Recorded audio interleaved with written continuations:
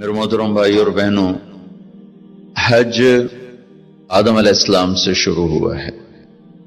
عبادات میں کوئی اجتہاد اور عقل نہیں، جیسے اللہ نے کہا ہے ویسے کرنا ہے۔ نماز اپنی عقل سے ہم معلوم نہیں کر سکتے، روزہ ہے، حج ہے۔ عبادات میں جیسے آسمان والے نے بتایا اور جیسے جناب رسول اللہ صلی اللہ علیہ وسلم نے کر کے دکھلایا، بس ہم نے وہ کرنا ہے۔ باقی چیزوں میں معاملات ہیں، زندگی کی باقی ضروریات ہیں، اس میں زمانے کے لحاظ سے سوچ بچار بھی ہے، تبدیلی بھی ہے، اجتہاد بھی ہے۔ عبادت اسے کہتے ہیں جس میں بس جو اللہ نے کہا، جو اس کے نبی نے فرمایا، کر کے دکھایا، ویسے کرنا ہے۔ ہمارے نبی پاک کا میں تھوڑا سا آپ کو مختصر خاکہ حج کا بتا دیتا ہوں۔ جناب رسول اللہ صلی اللہ تعالی علیہ وسلم نے حج کا جب اعلان فرمایا، یہ 10 ہجری، تو اطراف سے قبائل جمع ہوئے، کوئی 12,000 کا مجمع اکٹھا ہو گیا مدینہ میں۔ 25 تاریخ کو بروز ہفتہ آپ نے نماز ظہر سے پہلے غسل فرما کے 2 چادریں احرام کی نیت کے بغیر 2 چادریں باندھ، کرتا بھی اتار دیا، تہمد بھی اتار دیا۔ سحارا ایک بستی ہے جو آج کل مسقط میں آتی، وہاں سے ایک کپڑا آتا تھا، اس کی آپ نے 2 چادریں لی۔ پھر آپ نے ظہر کی نماز کے بعد اپنے پورے قافلے کو لیا، ذوالحلیفہ جس کو آج کل ابیار علی کہتے ہیں، یہاں آپ نے آ کر قیام فرمایا، اور عصر، مغرب، عشاء اور فجر اور ظہر 5 نمازیں آپ نے یہاں ادا فرمائیں۔ آپ گزر رہے تھے کہ جبریل ہے کہ یا رسول اللہ، اللہ فرما رہے ہیں یہ پاک وادی ہے، یہاں آپ قیام فرمائیں۔ ایک رات کی قیام کے بعد صبح آپ نے فجر کی نماز کے بعد غسل فرمایا، خوشبو لگائی، اپنے بالوں کو تیل لگایا، پھر شہد لگایا۔ شہد گوند کا کام دیتا ہے، چونکہ اب ننگے سر جانا تھا تو بال بڑے تھے، آپ کے شانوں تک آئے ہوئے تھے، تو آپ نے ان کو شہد لگا کے نا وہ جوڑ دیا، آپس میں جوڑ دیا۔ اور عائشہ رضی اللہ تعالیٰ نے آپ کو خوشبو لگائی۔ جسم پہ خوشبو لگا سکتے ہیں احرام سے پہلے، احرام کے کپڑے کو نہیں، جسم پہ خوشبو لگا سکتے ہیں احرام کی نیت کرنے سے پہلے۔ بالوں میں، مانگ میں آپ نے خوشبو لگائی۔ پھر اس کے بعد آپ نے ظہر کی نماز ادا فرمائی اور آپ اونٹنی پہ سوار ہوئے اور قبلہ رخ ہو کر آپ نے کہا لبیک حجۃ اللہم لبیک۔ آپ نے حج کا احرام باندھا تو جبریل آئے کہ یا رسول اللہ، اللہ تعالیٰ فرما رہے ہیں عمرے کو شامل فرمائے۔ وہاں سے آپ چلے، آپ کے ساتھ کوئی 12,000 کا مجمع تھا، اور آپ ملل میں آپ نے قیام فرمایا۔ ملل سے نکلے اور روحا میں پہنچے۔ روحا میں کنواں ہے، وہاں 70 نبیوں نے قیام کیا ہے حج کے دوران، حج پر جاتے اور آتے ہوئے۔ وہاں آپ نے بھی قیام فرمایا، رات بھی ٹھہرے۔ روحا سے چل کر آپ افایا پہنچے، افایا سے عرج پہنچے، عرج سے ابوا پہنچے۔ ابوا پہنچے تو سامنے بستی تھی جہاں آپ کے سارے انتظام کیے گئے تھے رہائش کے، اور یہ قافلہ 12,000 کا اب 60-70,000 کا ہو چکا تھا۔ تو ابوا میں آپ کی والدہ کی قبر ہے، حضرت آمنہ رضی اللہ تعالیٰ عنہ کی قبر مبارک ہے۔ تو آپ سڑک سے یوں ہٹ گئے، اندر پہاڑوں میں چلے گئے۔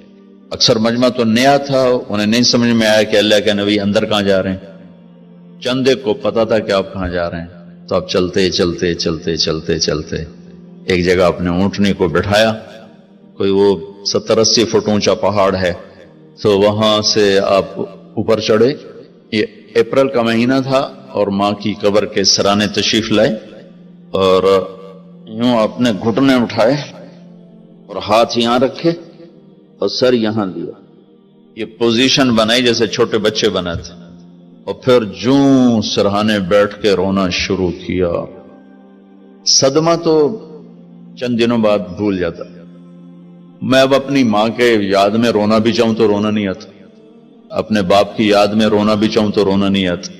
اور میرے نبی کو 57 برس گزر چکے تھے ماں کے گئے ہوئے، تو وہ 57 سال پرانا درد ابھی زخم بھرا نہیں، آپ اس پوزیشن میں بیٹھے اور اتنا روئے کہ سارا رواں آپ کا آنکھ بن کے رو رہا تھا، وہ ساری داڑھی آپ کی آنسوں سے تر ہو گئی، اور آپ نے آگے جانے سے انکار کر دیا کہ میں آج رات اپنی ماں کے پاس ٹھہروں گا۔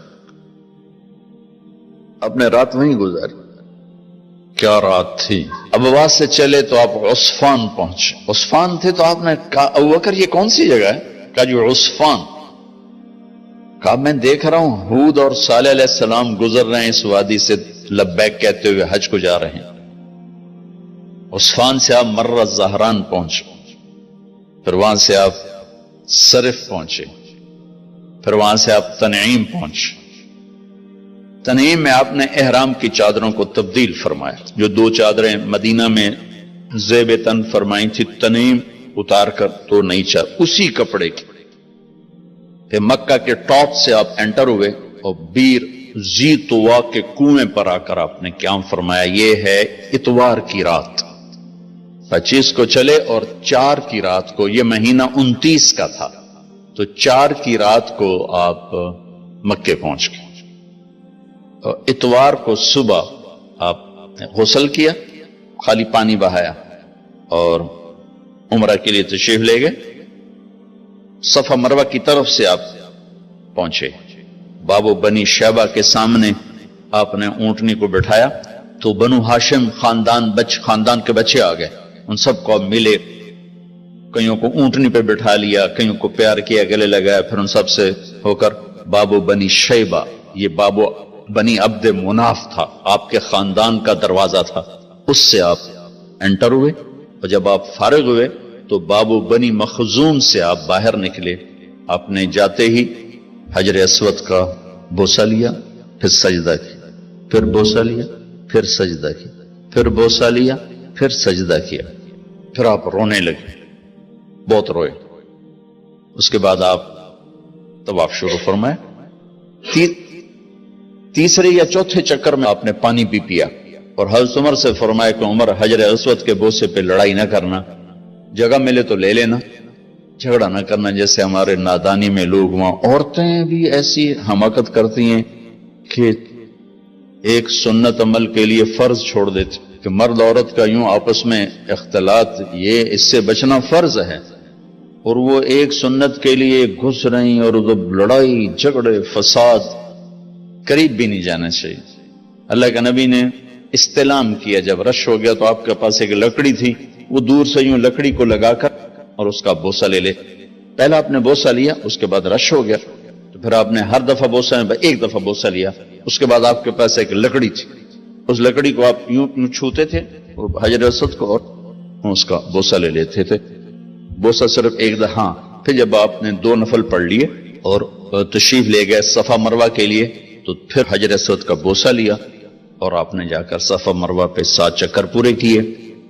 بعض روایت میں ہے کہ 3 چکر پیدل کیے، پھر مجمع زیادہ ہو گیا تو 4 اونٹنی پر بیٹھ کر گیا تاکہ لوگ دیکھ لیں۔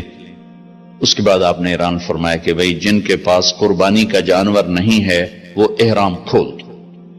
تو صحابہ نے کہا یا رسول اللہ آپ کھولیں، تو آپ نے فرمایا کہ میرے پاس قربانی کا جانور ہے، ابو بکر کے پاس، عمر، زبید، طلحہ یہ نہیں کھولیں گے جو کہ ان کے پاس بھی قربانی کا جانور ہے، باقی جن کے پاس نہیں کھول دو۔ تو سب نے کھول دی، اور حج افراد بھی تمتع بن گیا، حج قران بھی تمتع بن گیا۔ اب نہیں ہو سکتا، اب جو نیت کریں گے وہی کرنی پڑے گی، لیکن اللہ کے نبی کا خاص حکم تھا تو سب کا حج تمتع بن گیا۔